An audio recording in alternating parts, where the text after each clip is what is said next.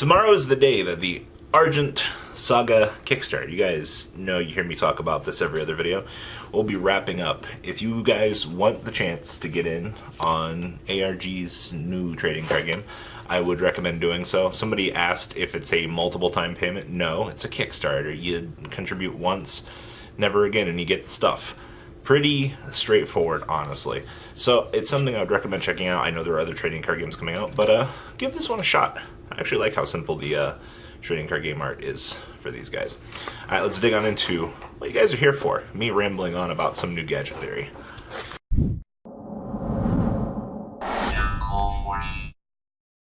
Alright, my friend Josh Thomas sent in what appears to be a Gadget list playing Orcust. Now, the first thing I'm going to tell you is this isn't exactly the most consistent pile of cards on the planet. So here's what you need to know about this, because I'm not going to showcase the deck just yet.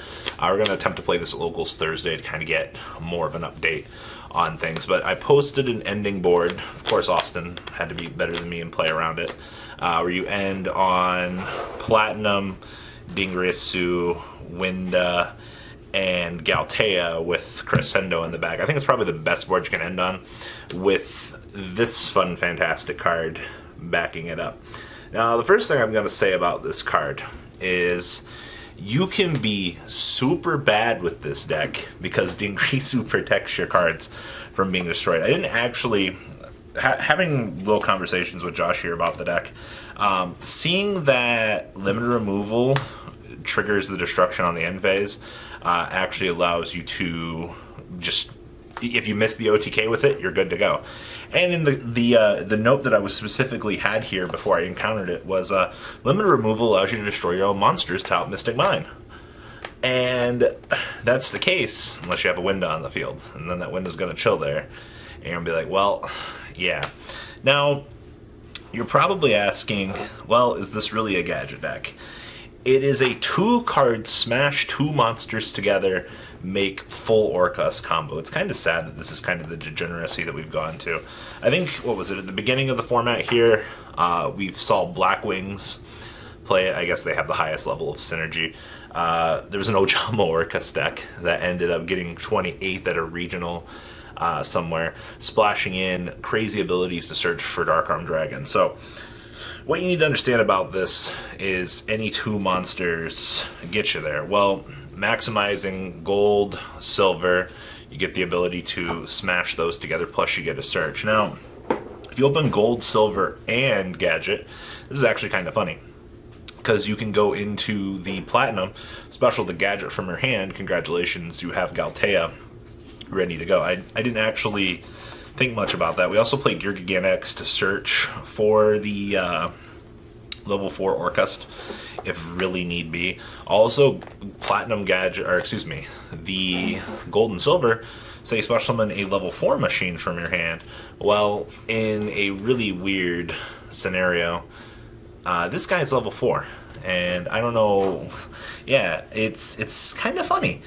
Who knew that Gadgets would have synergy in the year 2019 outside of their own archetype?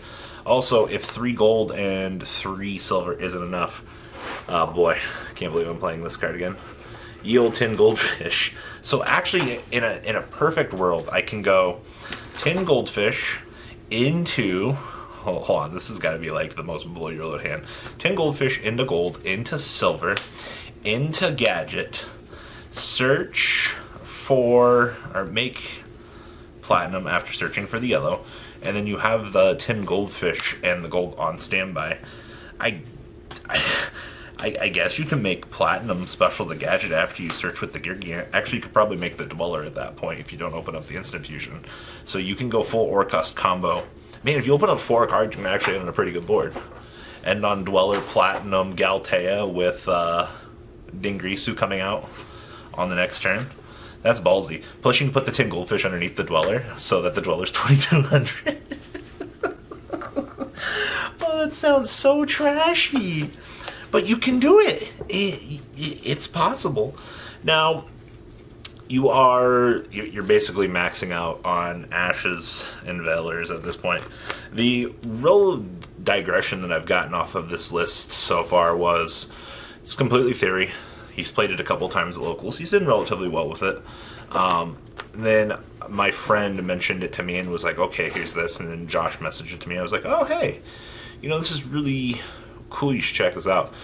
Defensively, you've only really got the Crescendo and the Disruption play on your opponent's turn between the Ashes and the Veilers. Outside of that, there's... I don't know. Just playing with some of the boards that the deck tends to mess around with, it's not totally unbeatable. Limited removal is both an OTK factor and a push factor is really cheesy. And I'm starting to value that Dingrisu protection a little bit. If something ends up happening to Galtea on this list, you actually have to go through multiple Galtea to do the combo, which is kind of disappointing. There's not much you can really do about that. And then the extra deck as a whole, spicy stuff in here. Well, I see I don't play Nightmare Phoenix. You do max out on Instant Fusion, which is pretty important actually. Getting to lock your opponent out with the Winda off of the Dingrisu that you're protecting back with the Crescendo. It's the normal things that you do with the deck. Now, the deck doesn't play the Phantom Knight engine. Austin keeps looking at me weird every time I don't go down the line for that. But, I don't know. I think, disruptively, you can still do enough with the deck to kind of just disrupt your opponent. I almost want... We currently have 2 Platinum in here. I'm probably going to cut the Platinum for the Dweller. The Dweller was brought up because it auto-wins certain matchups. And what does Salad do with Dweller? Nothing? Nice. I mean, like, okay, so Orcust can send, which is fine, but you stop the rest of their plays for the next turn. You have Salad, you pretty much go into a good position, I guess. Sky Striker, I guess I'll die now. I don't actually know how this plays against Striker. I assume I kind of just die. I mean, okay. I mean, that's kind of the life that you choose being an Orcust player. Like, you kind of get disrupted, you kind of just fall apart. It's the sad reality of the situation for a lot of these decks. Now, looking at ratios and things on that, 6 gadgets looks to be about the way to go.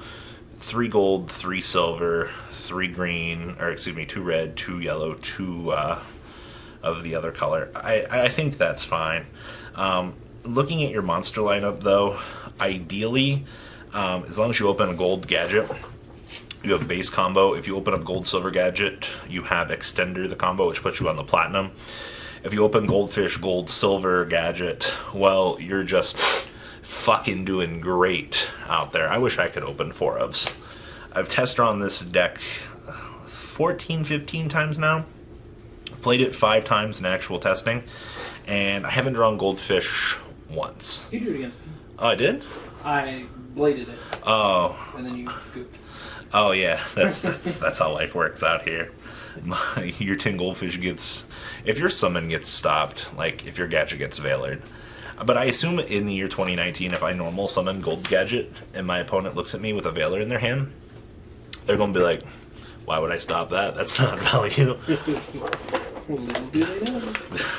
Little do they know. I'm going to go 4 Orcust combo on them. Is it really 4 Orcust combo, though? Because I don't have the Rusty engine. Oh, yeah, you just... I'm standard Orcust Yeah, things. you just standard Orcust board. With limited removals built into the main deck. With Monster Reborn as an extender. Yes. What a year to be alive, ladies and gentlemen. This is the fun deck that we've all come to know and love. Monster Reborn is one of the best extenders in the game. Y'all shut up. Yeah, too bad you don't want to play it. Nope, I don't have room. Also, Called by the Grave Wars are disgusting. When you your opponent ashes you, you have an ash in hand and you didn't discard the ash, you discarded the gadget because you're bad. And your opponent's like, oh, look at me go, I got the Called by the Grave, so my ash is shut off for the next turn. Sorry, some of us are just better than others at the game. Some of you have to hold your called buys for the Dingrisu play. Some of us can't let the Dingrisu hit the board. Yeah. Some of us, you know, don't walk in and go, oh, I have 4 Orcust combo, while the rest of us are like, I got limited removal. Getting damage step limited removal with a Coral Bind in hand, 2019. We still don't play that board, thank you. Sorry, Mystic Mind's a good card. That's, Yeah, I know. that's just how Yu-Gi-Oh works. So, I don't know, outside of that, I think this is some really fun little theory out here. I mean, honestly, like, there's a lot of little fun things that you're going to be able to do with this deck. And it's kind of nice to be able to have a little theory crafting. Even if this falls on its ass and ends up tier 3, I don't really care. I got to play Gadgets for a little while, besides Stun. Yes, Stun, Orichalco's deck, this are all coming. 12 Days of Christmas in July, coming soon. Yada, yada, yada. Alright, guys, what do you think about this little discussion? Please, so comment down below, tell me what you guys think. And I'm going to go cry myself to sleep now, because I have to play Gadgets again. Alright, guys, bye. The ride never, well, truly ends. Thank you, patrons. Without you guys, I don't know what I'd be wearing in these videos. I might be a Truffle Shuffle incident all over again. Guys, please also check out VanCole40 for some awesome Vanguard content. Some other interesting stuff you might find up here on the left or in the description as well. Thanks for watching.